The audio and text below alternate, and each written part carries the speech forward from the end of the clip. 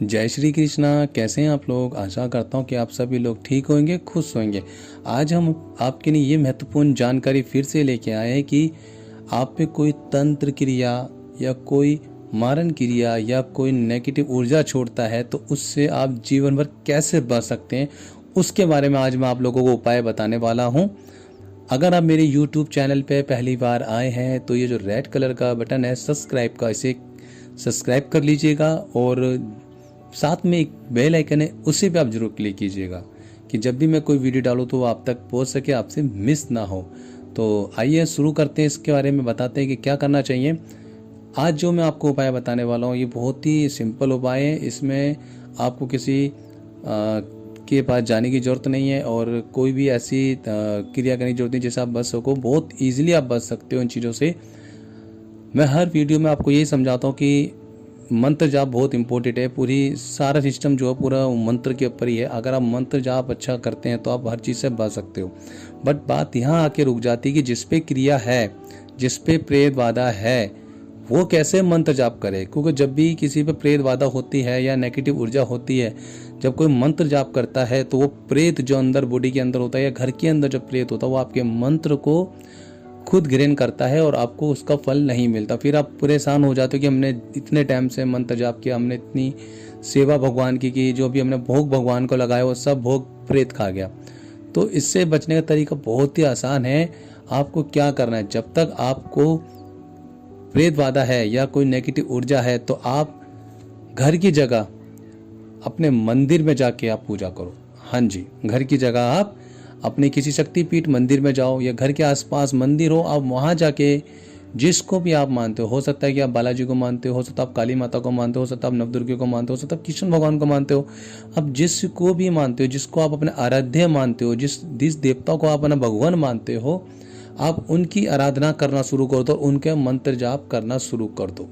और मैं आपको बता दूं, मंत्र जाप जो करना है वो माला पे करना है। अब बहुत सारी वीडियोस बनती है कि माला कौन सी लेनी चाहिए, तो मैं आपको बता दूं कोई सी माला नहीं, सीधा एक ही माला लो आप, रुद्राक्ष की या फिर हल्दी की माला। हल्दी की माला लेते हो तो उससे आपको दोष नहीं लगेगा, मगर रुद्राक्ष की माला लेते हो तो सब जनों का मंत्र जाप कर सकते हो। तो आप रुद्राक्ष की माला लेके ही मंत्र जाप करें और मंदिर में बैठ के कम से कम 2 माला तो जप आपको करना ही करना है। और ये सेवा आपको करनी कब है, ये शाम को नहीं करनी, आपको सुबह सुबह जल्दी उठना है। उठते आपको नहाना है, नहाते ही अपने घर से 1 लोटा जल लेके जाना है और अपने मंदिर में जाके शिव शंकर भगवान को चढ़ाना है और उनसे ये दुआ आपको करनी है कि हे परमात्मा, मेरे घर में जो भी नेगेटिव ऊर्जा है वो मेरे को आपका मंत्र जाप करते समय रोकती है या फिर वो मेरा मंत्र जाप खा रही है जिसकी वजह से मुझे फल नहीं मिल पा रहा, मेरे पे नेगेटिव ऊर्जा है। मैं आपके धाम में, मैं आपके स्थान पे बैठ के मंत्र जाप कर रहा हूँ। मेरे शरीर के अंदर जो भी नेगेटिव ऊर्जा है उसका आप नाश करें, उसको मेरे शरीर से निकालें और मेरे शरीर का बंधन करना शुरू करें, मेरा ओरा बनाना शुरू करें।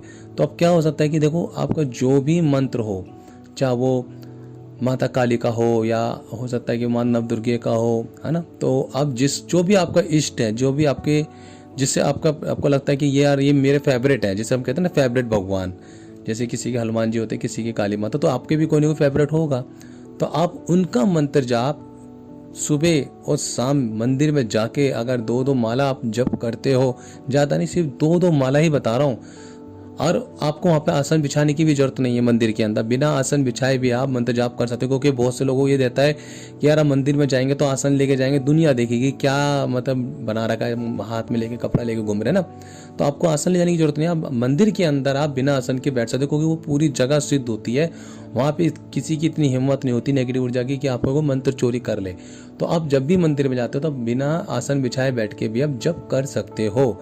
वहाँ पर आपको करना है क्या, सुबह उठते ही आपको सीधा जल चढ़ाना है, जिसको आप मानते हो भगवान को, भोलेनाथ को। उसके बाद उनको कुछ ना कुछ मीठा जरूर देना है। जैसे कि मान लो कि आप घर से मिश्री लेके चले गए, या हो सकता है दुकान से आपने बर्फी चढ़ा दी, ये सीधा उसी मंदिर में चढ़ाना है, भोग लगाना है और अपनी कामना यही करनी है कि मेरे शरीर के अंदर जो प्रेत बाधा है मुझे उससे मुक्ति दिलाओ, मेरे शरीर में जो प्रेत बाधा है मुझे उससे मुक्ति दिलाओ, और मंत्र जाप करना शुरू कर दो। अगर आपका कोई गुरु नहीं है तो मैंने आपको हमेशा बताया कि आप शिव शंकर भगवान को अपना गुरु मान सकते हो, उनको गुरु मान के आप अपना संकल्प ले सकते हो और मंत्र जाप कर सकते हो।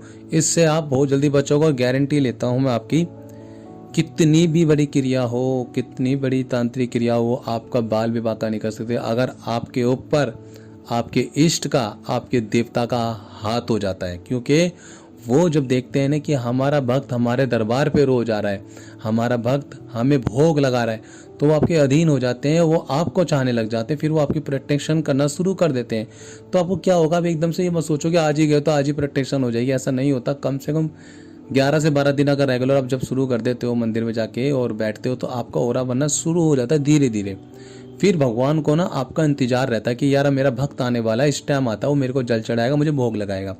तो भगवान आपका इंतजार करो और आपको दिल से करना है। जब तक आपको प्रेत बाधा है, जब तक आपको मंदिर जाना, ये नहीं कि आज आपकी प्रेत बाधा ठीक हुई, आपने मंदिर छोड़ दिया, आपने जिस चौकी पे आप जाते थे या जिस आप स्थान पे जाते थे या जिस धाम में आप जाते हैं, आपने वो छोड़ दिया। आपको वो नहीं छोड़ना है। जिस जगह आप जा रहे हो वहाँ जाते रहो और अपना मंदिर में जाके मंत्र जाप करो। और जिस गुरु का आपका स्थान है, उस गुरु के स्थान पे बैठ के भी आपको जप करना है। वहाँ पे आप जितना ज़्यादा जप करोगे, आपका शरीर का बंधन होना शुरू होगा, आपके शरीर में बंधन लगना शुरू हो जाते हैं नेगेटिव चीज़ों को भगाने के लिए। क्योंकि देखो, प्रेत किसको पकड़ता है? प्रेत का जिसको पकड़ता है जिसके शरीर की ऊर्जा कम होती है। ऊर्जा मीन जो कि आपकी सिद्धियों से बनता है, आपकी भक्ति से बनता है, आपकी शक्तियों से बनता है ना।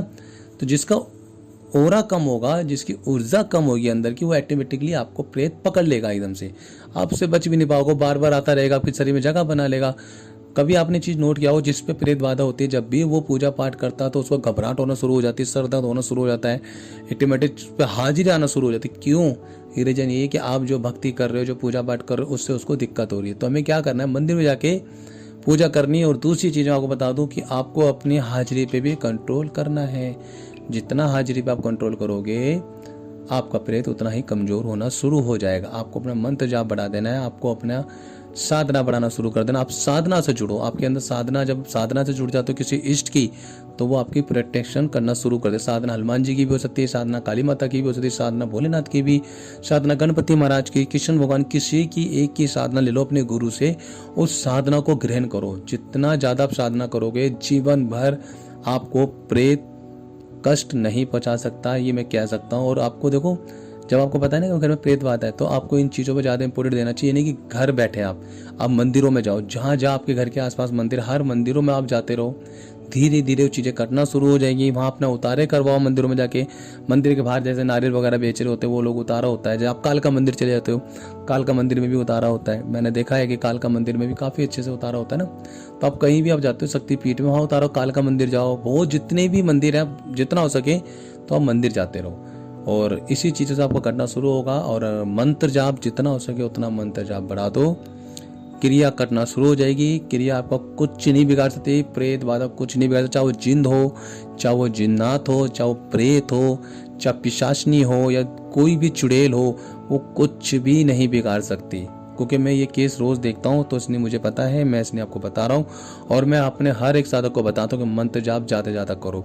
जितना मंत्र जाप आप करोगे उतनी जल्दी आप बचोगे और जल्दी ठीक हो जाओगे। और मगर आपको उस इष्ट को कभी नहीं छोड़ना है। तो आशा करता हूँ कि आपको समझ आ गया होगा कि मैंने आपको क्या समझाया है ना। तो मिलते हैं फिर किसी नेक्स्ट टॉपिक पे। और अच्छे कमेंट करो क्या आपको सीखने को मिला इसमें, और कैसे आपको मेरी वीडियो लगी। और लाइक ज़रूर दे करो। और इतना प्यार आप मुझे दे रहे हो यूट्यूब चैनल पे, मैं और वीडियो लाने की कोशिश करूँगा। बहुत सारी चीज़ें हम बताने वाले हैं और मैं हफ्ते में 1-2 वीडियो लेके आता हूँ, बट आप लोगों के लिए इम्पोर्टेंट लेके आता हूँ। तो मिलते हैं किसी फिर नेक्स्ट टॉपिक पे। जय माता दी, श्री कृष्णा, हर हर महादेव।